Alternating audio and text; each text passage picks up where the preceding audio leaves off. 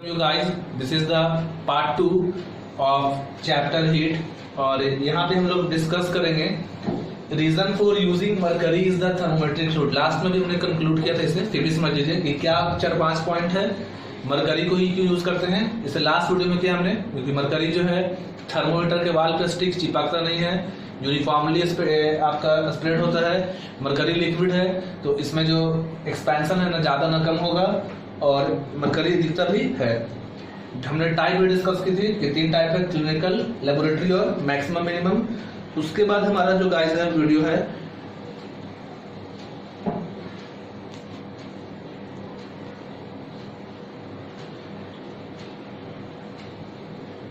Why does the temperature in the clinical thermometer do not drop? हमने बताया था last video में clinical thermometer में टेम्परेचर क्यों ड्रॉप नहीं होता। इसका मेन वजह है किंग, क्योंकि जब आप क्लिनिकल थर्मोमीटर को बॉडी से बाहर लाएंगे तो किंग की वजह से, कॉन्स्ट्रिक्शन की वजह से जो मरकरी का लेवल है, जो बोलते हैं मरकरी का पारा, वो टूट जाता है और वहां से अलग हो जाता है। आजकल तो आ चुका है डिजिटल भी, लेकिन जो डिजिटल है वो उतना अच्छा रिजल्ट शो नहीं करता। मीन्स डिजिटल वाले में थोड़ा प्रॉब्लम होता है। सबसे बेस्ट है mercury thermometer. Precaution to be taken while reading a clinical thermometer. क्या आप ध्यान देंगे, क्या सावधानी आप बरतेंगे क्लिनिकल थर्मोमीटर से रीडिंग करते समय? तो thermometer should be wash before. Guys कुछ सेफ्टी नॉर्म्स फॉलो करना आपको, जैसे आप अभी भी देख रहे हैं कोविड-19 के टाइम में कि हम लोग बाजार जा रहे हैं तो मास्क लगा के जा रहे हैं, तौलिया गमछा से यूज कर रहे हैं। बैंक वगैरह में भी सारा कुछ बहुत सा वेल प्लान है। तो यहाँ पे क्या प्रिकॉशन है आप थर्मोमीटर को यूज करने में? तो पहला है यूज करने के बाद और यूज करने से पहले एंटीसेप्टिक सॉल्यूशन से हो सके तो, या डायरेक्ट वाटर से आप ताजे पानी से धो लेंगे। Before measuring the temperature make sure that the mercury level is below 35। तो आप रीडिंग करने से पहले देख लेंगे कि मरकरी का लेवल 35 से कम हो, और नहीं हो तो उसको हल्का सा आप जर्क कर लेंगे। इतना भी जोर से ना कर दे कि टूट जाए, हल्का सा उसको जर्क करना है ताकि मरकरी का लेवल 35 से नीचे आ जाए या 35 तक आ जाए। Keep the thermometer bulb properly under your tongue. जो बल्ब पोर्शन होता है थर्मोमीटर में, उसको आप अपने टंग के अंदर या आर्म के नीचे रखेंगे 1 मिनट तक। To read the temperature keep the thermometer at eye level. और सही रीडिंग के लिए आप थर्मोमीटर को आंख के सामने रख के, मतलब आंख के लेवल पे पढ़ेंगे। Always handle the thermometer carefully. हमेशा आप उसको अच्छे से पकड़ेंगे, बल्ब के साइड से नहीं पकड़ना है आपको। If break it hit against some hard object. अगर आप उसे अच्छे से नहीं पकड़ेंगे और किसी चीज से टकरा जाएगा तो फूट जाता है। और उसका जो मरकरी है टॉक्सिक है, मीन्स जो थर्मोमीटर में मरकरी होता है काफी जहरीला है, सुसाइड करने के लिए काम आ सकता है। लेकिन गाइस सब बात ध्यान देना नहीं है। और थर्मोमीटर को बल्ब से होल्ड करना नहीं है, आप उसे बल्ब से नहीं पकड़ेंगे। उसके बाद है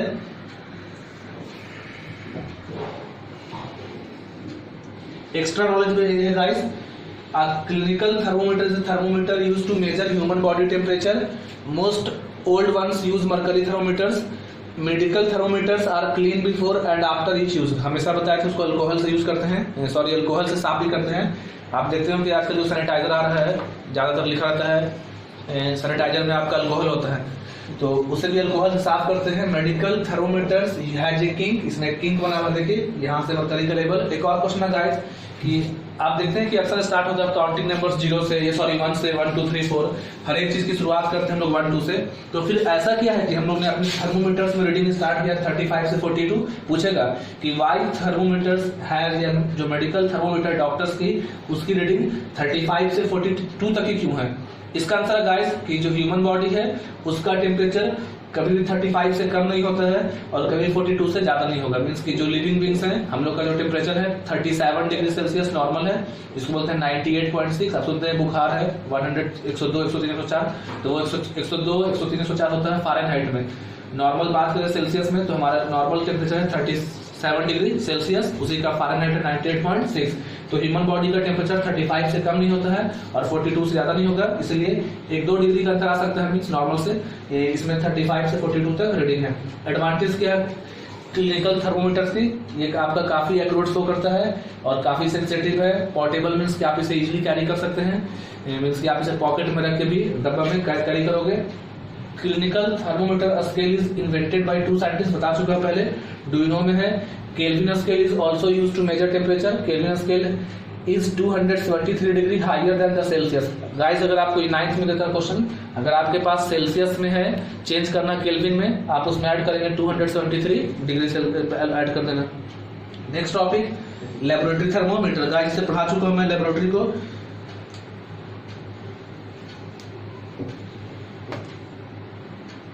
लेबोरेटरी में क्या होता है गाइस कि जब हम लैब में होते हैं, chemistry lab, physics lab, bio lab और किसी केमिकल्स का, खास केमिस्ट्री लैब में और केमिकल्स का रीडिंग लेना है तो हम वहां पे यूज करते हैं अलग थर्मोमीटर का, लेबोरेटरी का, क्योंकि उसका आप क्लिनिकल से नहीं कर पाएंगे, इसमें रेंज ज्यादा होता है। Laboratory thermometer is recognized by its long stem with a silver bulb at the end. ये काफी लंबा होता है क्लिनिकल के मुकाबले और इसका जो रेंज होता है -10 डिग्री सेल्सियस से 110 डिग्री सेल्सियस। और 1612 में सैंटोरियो इन्वेंटेड लेबोरेटरी, उनका नाम था।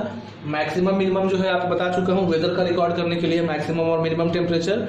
और उसके बाद हमारा टॉपिक है ट्रांसफर ऑफ हीट, ये न्यू टॉपिक है गाइस। इसमें क्या होता है कि हीट कैसे ट्रांसफर होगा, तो heat always get transferred from hotter object to the colder object. आपको पता है गाइस कि हीट का ट्रांसफर होता है हॉटर से कोल्डर ऑब्जेक्ट में।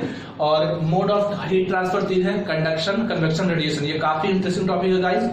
तो इसमें क्या है कि कंडक्शन पॉसिबल है सॉलिड में, लिक्विड में और गैस में। जब दो ऑब्जेक्ट टच में होती है, इजीली समझ लीजिए, आप क्या करते हैं, गैस स्टोव पे चढ़ाते हैं अपने बर्तन को।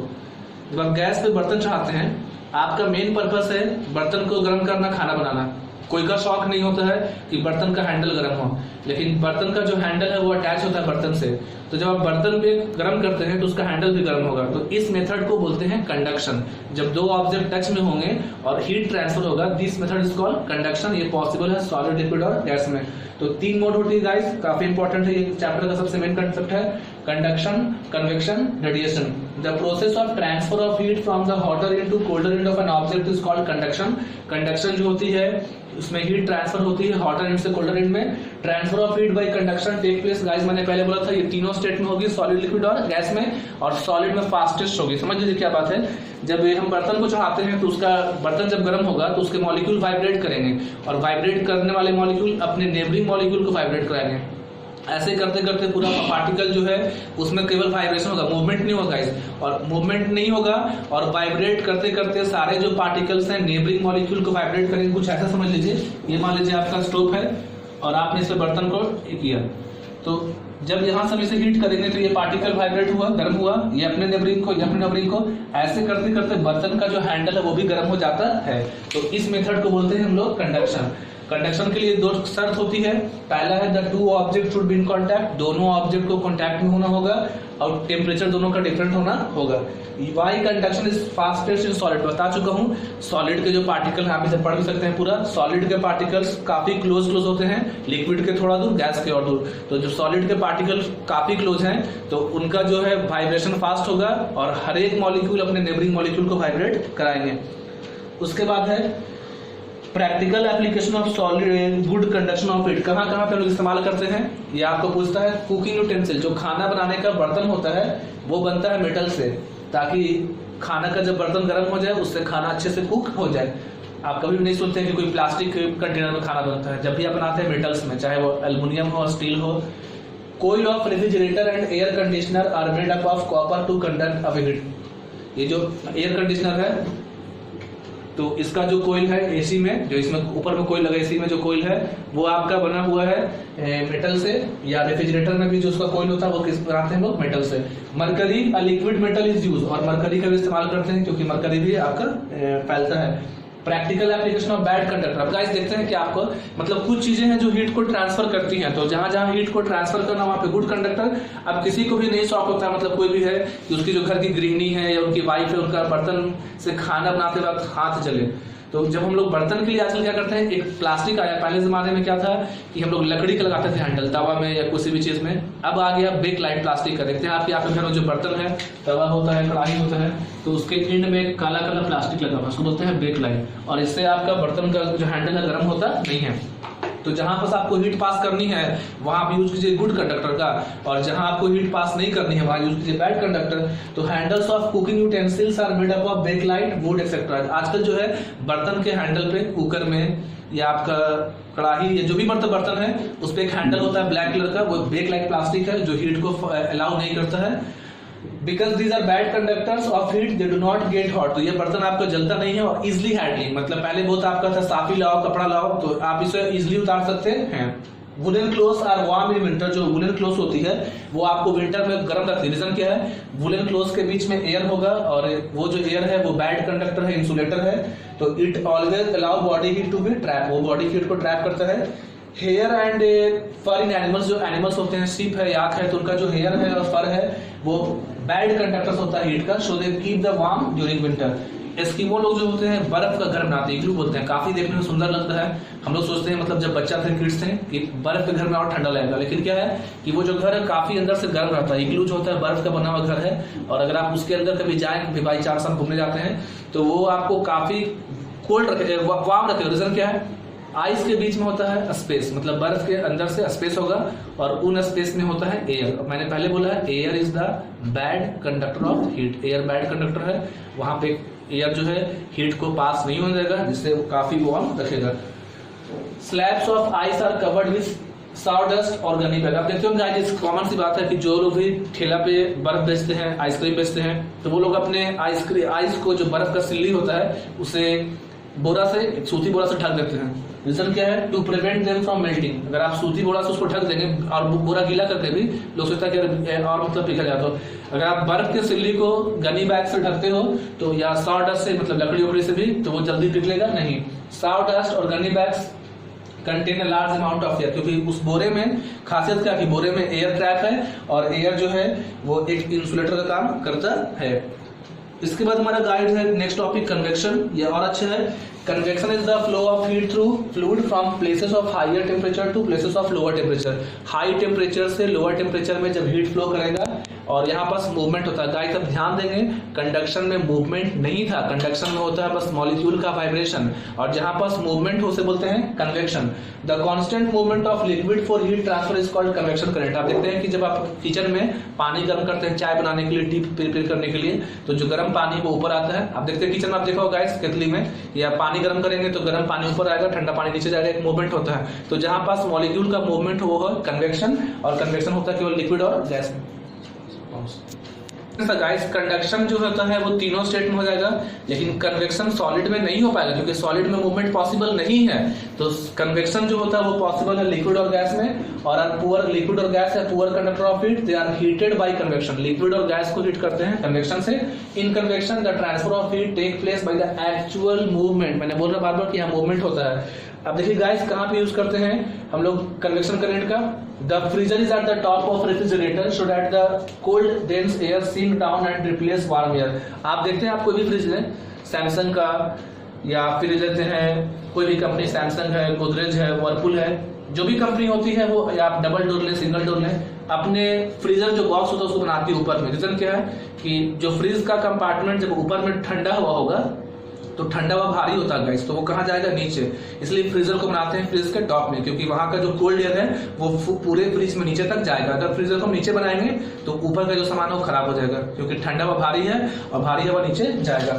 तो आप देखिए, ventilator and exhaust fan are place usually near the ceiling of room. वहां देखिए गाइस, वो वेंटिलेटर था जिसको मैंने क्लोज किया है ताकि एसी की हवा बाहर नहीं जाए। तो वेंटिलेटर्स को कहाँ बनाते हैं, सीलिंग के छत में। तो उसका रीजन क्या है कि जब हम लोग सांस लेते हैं गाइस, तो जो वार्म एयर वो ऊपर जा रहा है। जब भी हम लोग सांस लेते हैं और रेस्पिरेशन कर रहे हैं, ब्रीदिंग कर रहे हैं, तो गर्म हवा कहाँ जाता है, ऊपर, क्योंकि हल्का होता है। तो रूम से निकलने के लिए छत में हम लोग ऊपर में सीलिंग के पास बनाते हैं वेंटिलेटर्स को, ताकि जो रूम का गर्म हवा है वो बाहर वेंटिलेटर से चला जाए। और घर में जब भी फ्रेश हवा आती है वो आती है विंडो और डोर से। आप याद रखें कि जो रूम में आपके वेंटिलेटर है, आपके जो पेरेंट्स ने बनाया है वेंटिलेटर को, आपको बहुत बार लगता है कि नए मॉडल के घर में पुराना लगता है वो चीज, कि वैसा नहीं होना चाहिए, लेकिन वो इम्पोर्टेंट है आपके हेल्थ के लिए। आप देखेंगे कि आप जो घर बन रहा नया कमरा, तो उसमें लोग वेंटिलेटर नहीं रख रहे हैं, लेकिन रूम में वेंटिलेटर का होना जरूरी है, क्योंकि वेंटिलेटर से वार्म एयर बाहर जाती है और विंडो और डोर से ठंडी हवा आएगी।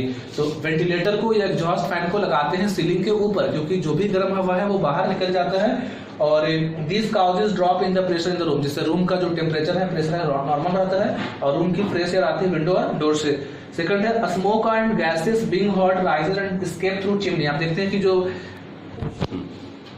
तो आप देखते हैं कि ईटा भट्टी में या कहीं भी चिमनी होता है तो चिमनी को काफी ऊपर ले जाते हैं, क्योंकि जो वार्म एयर है वो ऊपर जाएगी तो वो आपको बिना इन्वायरमेंट को लेस पॉल्यूट, नहीं बोलेंगे पॉल्यूट नहीं होगा, लेस पॉल्यूट करते हुए बाहर निकल जाती है। Heaters and blowers heat the room bye setting up convection current. देखिए गाइस, हीटर जब भी लगाते हैं रूम में, रूम हीटर, तो रूम हीटर को नीचे रखते हैं क्योंकि उसका हवा जो है गर्म है। आप कभी नहीं देखेंगे कि रूम हीटर किसी के छत पे लगा हुआ सीलिंग के पास, रूम हीटर को रखते हैं हम लोग नीचे के साइड में, क्योंकि उसका जो गर्म हवा है वो पूरे रूम में फैलेगा। Fireman usually crawl while entering a building. जो कहीं बिल्डिंग में आग लगती है तो जो फायरमैन होते हैं वो बिल्डिंग में रेंग के जाते हैं, सीधे नहीं जाते, क्योंकि जो वार्म है वो ऊपर उठती है। अगर वो बिल्डिंग में चल के जाएंगे तो उनका पूरा चेहरा झुलस जाएगा, इसलिए जब भी कहीं बिल्डिंग में आग लगती है तो फायरमैन उसमें क्राउल करके जाते हैं। और सी ब्रीज और लैंड ब्रीज भी एग्जाम्पल है कन्वेक्शन करंट का, क्योंकि आपको पता है रात में होती है लैंड ब्रीज और दिन में है सी ब्रीज, क्योंकि रात के समय में हवा चलती है लैंड टू, रात में चलती है हवा, आपका लैंड ब्रिज रात में है तो उसको बोलेंगे लैंड टू सी, और सी ब्रिज में चलती है सी टू लैंड। मींस कि अभी दिन के समय क्या होता है कोस्टल एरियाज में, औरंगाबाद को कोई फर्क नहीं है, क्योंकि कोस्टल एरियाज में क्या होता है कि हवा चलता है सी टू लैंड, लैंड टू सी। अभी दिन के टाइम में होगा सी ब्रिज, मीन्स अभी जो है सी के ऊपर का एयर कोल्ड है और हमारा लैंड ज्यादा फास्ट हुआ है। इसके लिए थोड़ा सा कंसेप्ट दे रहा हूँ, सन का लाइट पड़ता है दोनों पे गाइस। जैसे यहाँ आप देख सकते हैं गाइस कि जो सन लाइट है वो दोनों पे पड़ेगा, लैंड पे भी और सी पे भी। लेकिन लैंड का फीचर है कि लैंड जल्दी गर्म होता है, तो दिन के समय हमारा लैंड जल्दी गर्म हो जाएगा और सी के ऊपर का जो हवा है वो अभी भी ठंडा रहता है। तो दिन के समय हवा चलती है सी टू लैंड, इसलिए बोलते हैं सी ब्रिज, मतलब जिसका ब्रिज है वहां से हवा चलेगी। रात में गाइस क्या होगा कि लैंड का फीचर था जल्दी गर्म होना, तो जल्दी ठंडा भी होता है, मतलब जमीन जल्दी गर्म होता है और जल्दी ठंडा भी होगा, और पानी गर्म होता है देर से और देर से ठंडा होगा। तो रात होते होते हमारा जमीन ठंडा हो जाता है लेकिन पानी अभी भी गर्म होता है। तो रात के समय जो जमीन के ऊपर का हवा है, लैंड के साइड का हवा, वो ठंडा हो जाता है और सी के ऊपर का अभी भी हवा गर्म है, तो रात के समय हवा चलता है लैंड टू सी। तो वो भी एग्जाम्पल है कन्वेक्शन करंट का। उसके बाद है गाइस, आप जानते हैं कि ये जो रूम में एसी लग रहा है, तो ये भी आपका एग्जांपल है कन्वेक्शन करंट का। एसी को क्वेश्चन भी देता है एग्जाम में, why we install AC at the ceiling higher. आप देखते हैं कभी भी एसी लगता है तो छत के ऊपर ही लगाते हैं, क्योंकि इससे जो हवा निकलेगी वो कोल्ड एयर होगा, और कोल्ड एयर का काम है नीचे डूबना, सिंकिंग करना। तो आप कभी भी नहीं देखेंगे किसी भी घर में भी कि एसी वो लगा हो टीवी के हाइट पे या कूलर के हाइट पे, क्योंकि एसी से जो हवा निकलेगा एयर कंडीशनर से वो काफी कोल्ड एयर है, और कोल्ड एयर भारी होगा तो नीचे डूबेगा। उसके बाद है जो बर्ड फ्लाई करती है, कि आप देखते हैं चील को भी देखते हैं, खासतौर से ईगल बर्ड को, कि ईगल जो बर्ड है वो बिना फ्लैपिंग के, इसको फ्लैपिंग बोलते हैं, तो ईगल जो बर्ड है वो बिना फ्लैप के हुए काफी देर तक आराम से हवा में उड़ता है। बाकी सारी बर्ड्स को मेहनत करना पड़ता है लेकिन चील को मेहनत करना नहीं पड़ता, क्योंकि कन्वेक्शन करंट जो एयर का है वो ईगल को हेल्प करता है। अगर कहीं पर स्वैम्पी एरिया में, मान लीजिए किसी जंगल में, फॉरेस्ट में काफी दलदल है, तो वहां पे कन्वेक्शन करंट नहीं होगा, मतलब कि अगर 5-6 किलोमीटर के दायरे में काफी दलदल है तो उसके ऊपर चील नहीं उड़ पाएगा। मीन्स चील कहाँ उड़ता है, वैसे जमीन पे जहाँ पे कन्वेक्शन करंट होता है। हम और आप देखते हैं अपने घर की छत के ऊपर कि चील उड़ रहा है बिना फ्लाइट, बिना पंख को फ्लैप किए हुए। तो जो वार्म एयर है वो ऊपर उठ रहा है, वही वार्म एयर चील को या ईगल को हवा में रोके हुआ है, उसी को बोलते हैं हम लोग कन्वेक्शन करंट। उसका अलग से एक नाम होता है कि उसे हम लोग बोलते हैं गाइस, एक नाम उसका है कि याद नहीं आ रहा गाइस, उसका कुछ नाम है स्पेशल कि व्हाई डोंट फ्लैप देयर, तो उसका कुछ रीजन होगा। सेकंड है हीटिंग एलिमेंट, बता दूंगा याद आने पे। Heating element of an electric kettle, जो हम लोग इलेक्ट्रिक केटल लेते हैं आजकल चाय बनाने के लिए, उसमें भी इस्तेमाल करते हैं कन्वेक्शन करंट का।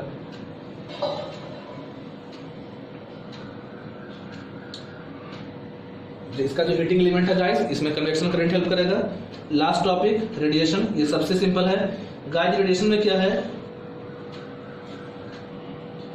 कि सन से जो लाइट आ रही है हमारे तक, उसके बीच में कहीं पास वैक्यूम भी है, कुछ भी है, तो रेडिएशन को कोई मीडियम नहीं चाहिए, सॉलिड लिक्विड गैस कुछ भी नहीं, रेडिएशन रिक्वायर्स नो मीडियम। सन का लाइट जो है ह्यूमन बींग्स तक पहुंच रहा है 8 मिनट 20 सेकंड में लगभग, और बीच में वैक्यूम है, एयर है और भी पार्टिकल्स हैं। तो radiation is the method of heat transfer which don't required any medium. इसको किसी मीडियम का रिक्वायरमेंट नहीं है। बस इसमें आप समझेंगे कि रेडिएशन जो है अगर व्हाइट कलर है तो वो सनलाइट को एब्जॉर्ब कम करेगा, इसलिए समर टाइम में लोग प्रेफर करते हैं व्हाइट सूट, व्हाइट कपड़ा पहनना, क्योंकि उससे बॉडी को हीट कम लगता है। और ब्लैक कलर जो है वो गुड अमाउंट में लाइट को एब्जॉर्ब करता है। तो आप देखेंगे गाइस अपने छत पे आजकल कि जितने भी लोग पानी का सिंटेक्स लगा रहे हैं आजकल वो व्हाइट लगा रहे हैं, पहले था ब्लैक, क्योंकि जो व्हाइट सिंटेक्स है वो आपका पानी ज्यादा गर्म नहीं होता है। मीन्स पानी गर्म इसमें होगा लेकिन ब्लैक के मुकाबले व्हाइट टंकी में पानी गर्म कम होता है। और वही अगर आप घर में अपने ब्लैक टंकी लगाते हैं सिंटेक्स को, तो उसमें पानी और भी गर्म होता है, क्योंकि जो ब्लैक कलर है सनलाइट को एब्जॉर्ब करता है। तो आजकल आप ट्रेंड देखेंगे कि जो भी लोग लगा रहे हैं टंकी वो अपना व्हाइट ही लगाते हैं। तो इस पे इस तरह का कुछ क्वेश्चन है गाइस, आप कर सकते हैं।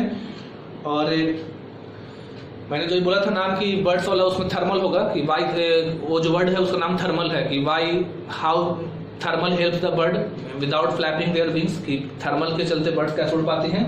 तो यहाँ पर सब याद रखें गाइस, कुछ है इसे खुद से पढ़ लेंगे और उम्मीद करता हूँ गाइस इसे आप पढ़ लेंगे कि क्या इसका रियल लाइफ में एप्लीकेशन है। वही जो बताया है कि ब्लैक कलर ज़्यादा एब्जॉर्ब करेगा, तो जहाँ जहाँ आपको मान लीजिए कलर एब्जॉर्ब करना है हीट को, वहाँ ब्लैक पहनेंगे। कलर आपको वाइट हीट को लाइट को रिफ्लेक्ट करना, वाइट यूज़ करेंगे। तो गाइस इसे आप मैंने आपको PDF भी अप्लाई भेजा अभी व्हाट्सएप पे। सो गाइस आप इसे पढ़ लेंगे। That's all for today class. I hope कि you enjoy the topic. Last topic अगर पढ़ लें तो थर्मोफ्लैक्स है। एक ऐसा कंटेनर होता है स्पेशल, आजकल देखते हैं आप थर्मोफ्लैक्स आता है, तो उसमें पानी रखते हैं, गर्म पानी गर्म रहेगा, ठंडा पानी ठंडा रहेगा। रीजन है कि यहाँ पास कंडक्शन कन्वेक्शन नहीं होता है। उस बॉटल को ऐसा स्पेशली डिजाइन किए हैं कि उसके बीच में वैक्यूम रखे हैं और रेडिएशन से भी हीट का नो लॉस होगा ना के बराबर। इसे आप पढ़ लेंगे गाइस। मैं कोशिश करूंगा जब क्लास में मैं आपके सामने हाजिर होऊंगा तो वहां पे हम लोग करेंगे। ऑनलाइन क्लास में लिमिटेड हो सकता है पढ़ाई, कोई भी ऑनलाइन क्लास लाके ये दावा नहीं कर सकता है कि हम पूरे 100% कंसेप्ट दे दें। बस हमारी कोशिश है कि आप तक मेन टॉपिक प्रोवाइड करें। So that's all guys, thank you, have a nice day.